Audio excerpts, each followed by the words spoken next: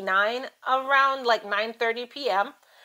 While the couple spent the night at a Hampton Inn in Wilson, the front desk ended up getting a phone call from Patricia. And on the phone call, she just was like, "We have a code blue in my room." So that's it, you know? So she called the front desk.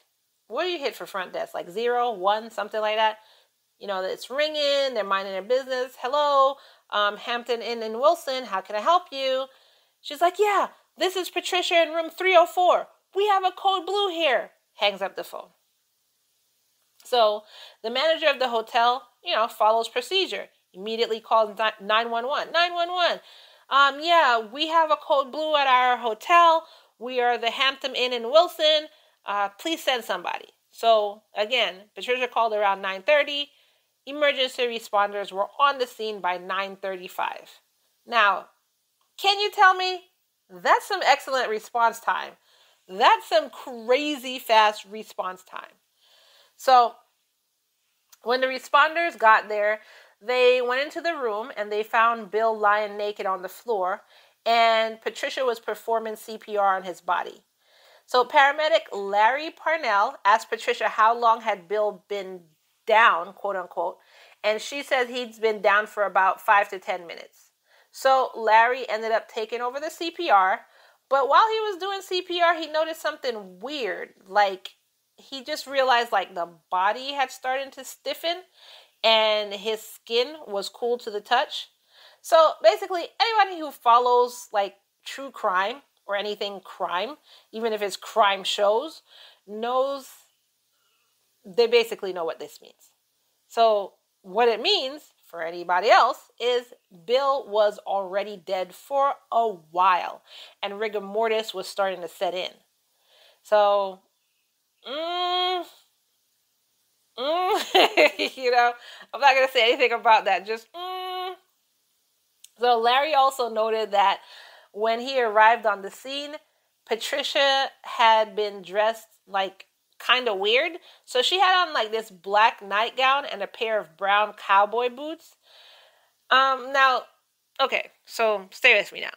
This usually isn't a weird outfit if, for instance, your house caught fire and you just needed to grab something and run out. So, your house is on fire. Like, oh my God, grab the baby pictures, grab the dog, grab the cat, put on some shoes. In that kind of like hustle, yeah, that's not a weird outfit. But if your husband's hurt, you know what I'm saying? Your husband's hurt and he needs some CPR. I can see if your husband was hurt and you ran out of the house to flag someone down to help you. So you just grab whatever shoes is there. So, your husband's hurt. You're like, oh crap, I don't know how to do CPR. Oh shit, I need some shoes. You put on whatever's there and you run outside to, hey, please stop. My husband needs help. I can see that. But in Patricia's case, she was in her hotel room and she was administering CPR. So my question is, why the boots, Patricia? So Bill was then transported to Wilson Memorial Hospital, where he was later pronounced dead. And according to Dr. Andrew Dewar, who was the doctor in the ER, and he was the one who evaluated Bill's status, Bill had actually been dead for like several hours. Now, didn't we just say that? And it was also clear to him and the responders that his death was not due to natural causes. Dr. Dewar also called in medical examiner Dr. Andrew Price. And, Dr. Price came in and examined the body around 10:30. So this is only like an hour after Patricia called the front desk. So he examined the body around 10:30, and he stated that the body had a temperature of 86.3 degrees, which is, to our non-American listeners, 30 degrees Celsius. Now we know your base temperature is 98, 96.4, something like that, 98.4, somewhere around there. Somebody let me know, or I'll Google it after the show, but it's like 96, 98, that's your base temperature. So for it to be 86, even out in like the elements, if you're 86, you're going into hyperthermia at that point in time. Your body is not supposed to be below anything in the 90s. And even if you get to 90, that's scary. So anyways, so the body had a temperature of 86.3 degrees, which means that Bill had died at least 6 to 8 hours before Dr. Price's examination. So remember I said that Bill was starting to suspect Patricia of foul play? Well, before his death, he told his friend Danny Watson to make sure that an autopsy was done on his body, since Patricia had told him that because she was a nurse, she could, quote, do things. So, God is which, an autopsy was performed the next day by Dr. Paige Hudson, who was the chief medical examiner for the state of North Carolina. Dr. Hudson documented that he discovered a large number of scrapes and bruises all over Bill's face, his head, his neck, his scalp, his arms, hands, and legs. And all of these injuries were fresh. He also found a large bruise on the... So now, this is getting into medical terminology, and I'm not in the medical field. So bear with me with these words. So he found a large bruise on the mesentery. The mesentery of the abdominal cavity. Now, with that, I was like, the what, where? So I know the abdominal cavity is like your stomach. So I was like, what is the mesentery? So I looked this up. And according to Google, the mesentery is a continuous set of tissues located in your abdomen. It attaches your intestines to the wall of your abdomen and holds them like there in place. So this is what Google said. It also holds all of the blood vessels that are required to provide blood to that area. So Dr. Hudson stated that the tears in his abdominal area were most likely caused by blunt force impact to the victim's abdomen, which then resulted in blood loss from the tears, and more than likely this is the cause of his death. So Dr. Hudson said, quote, the blood loss occasioned by the blow to the abdomen would cause considerable pain, drowsiness, eventual unconsciousness, and death if unattended, end quote.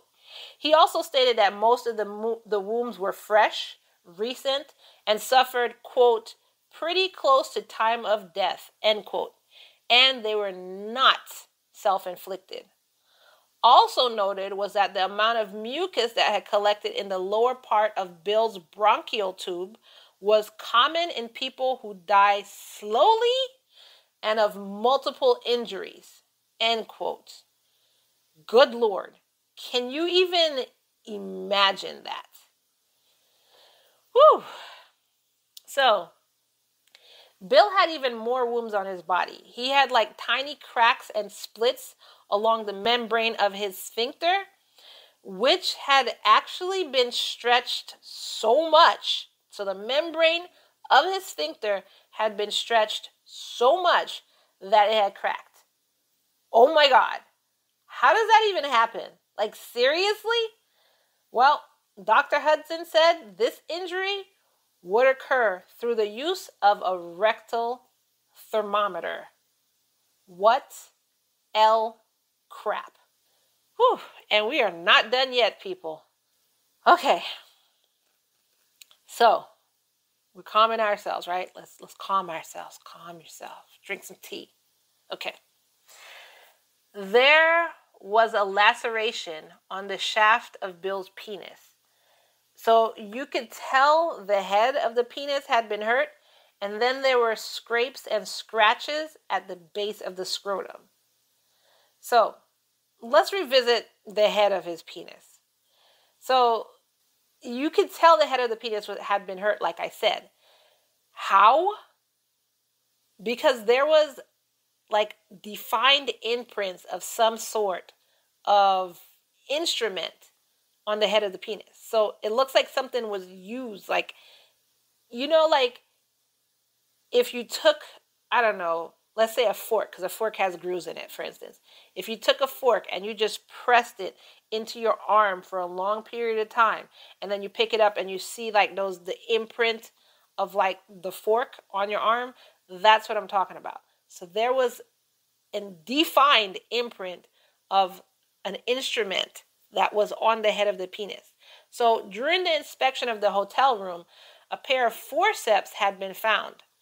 And when they compared the forceps with the imprint of the head of his penis, it matched the shape of the top of the forceps. And then when the doctor examined the forceps, he noticed that there was a piece of tissue on it.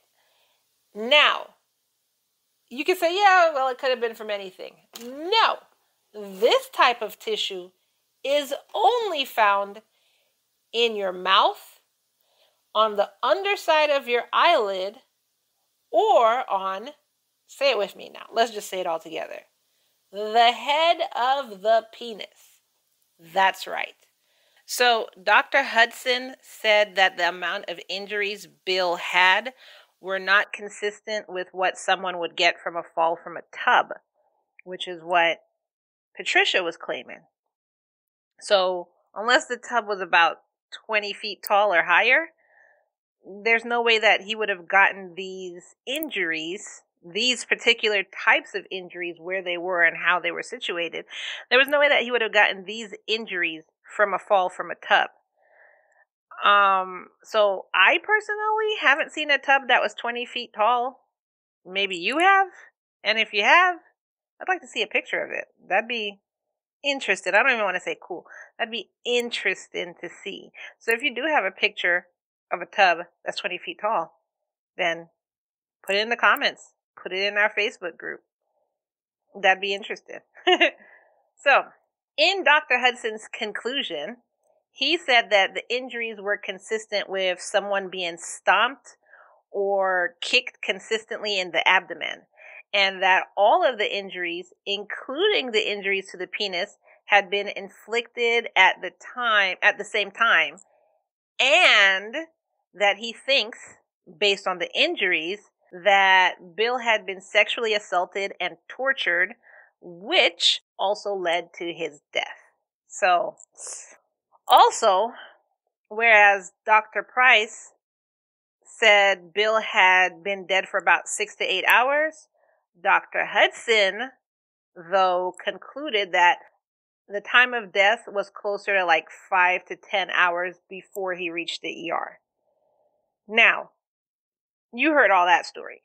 So now you might be asking yourself, well, what was Patricia doing all this time? Well, the next day, she called District Court Judge Alan Harrell, who was a 30-year acquaintance of Bill's, and she asked him how, quote, closely an autopsy, rather the doctors performing the autopsy, how closely they could come in determining how long a person had been dead, end quote. So, that's a weird question to ask when your husband just died. That's not what I would be thinking about. So that's a really weird question to ask. But Judge Harrell said that he didn't give her any legal advice in the call. Quote, she didn't seem to be asking for legal advice. What I would have thought was medical advice of some kind, end quote. So Patricia said that she'd found her husband unconscious. So that was the day that everything happened. She said she'd found him unconscious. And then she said that he had suffered from Alzheimer's disease. However, due to the mounting evidence, Patricia was arrested and charged with murder and torture. So the murder happened in 1989, and so they went to trial in 1990. During her trial, there were several statements from a lot of witnesses who testified that they heard from Bill that he was being abused by Patricia, and he was also afraid that he might die from the abuse, or that he may be thrown into a mental institution based on her trying to say that he had dementia and Alzheimer's and everything like that. One of the witnesses was Superior Court Judge Knox Jenkins. That's an awesome name, Knox Jenkins. That sounds like like a superhero or like an 80s badass, Knox Jenkins for hire. Anyways, Superior Court Judge